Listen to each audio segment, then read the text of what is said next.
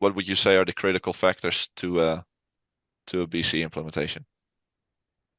Yes, to me, the most critical factors of making sure that you have a successful either implementation, re-implementation, or upgrade is really getting the buy-in from all of your users before you actually start this process. Yeah. So as I was going through and helping each of these different departments, making sure they, figuring out how they use the system and things like that, whenever they would say, hey, this is a pain point for me, I would always say, well, in Business Central, there's this new feature that actually would, alleviate that for you. Hmm. So I made sure that I was getting the staff excited about this upgrade before it was even going to happen, Yeah. just so that way there would be less resistance when it finally went live. So, making sure that your staff is excited about it, but also getting an upgrade team. So you need to find the key users in every single department that utilize Business Central that understand how their department uses it, Yeah. and they need to be a part of your test team. So as I was writing this document, for our upgrade plan to talk about, how what we needed to test and things like that, I would actually run it by each of the key players in every department to make sure it covered all of the different aspects of the system that they used.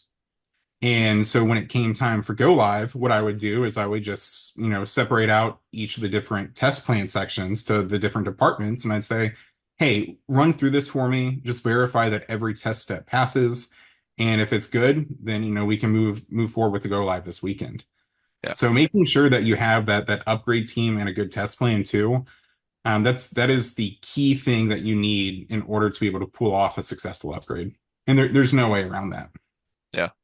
And can I just clarify, did you do it all by yourself? Did you engage a partner in the process? Yeah, so our partner did have their own test plans that they would run through internally, Hmm. but from when I've talked to other people out there, it really is up to the end user in order to make sure that you test the system before your go live. Yeah. Because your partner's not really going to know your business processes. They're not going to know how you utilize the system. Sure, they'll make sure that, everything is functioning out of the box as it should, but whether you have customizations or you have, specific add-ons or things like that, they might not be able to test everything for you. So Yeah. that was one of the things that was also critical was making sure that we had a resource internally, which was myself, to go through and write that test plan to make sure that, after our partner tested it before we were handed our system, Hmm. then we could then run through it ourselves with our own tests to make sure that there weren't going to be any major issues that prevented, payroll on day one or things like that. Yeah. Yeah. No, that's good.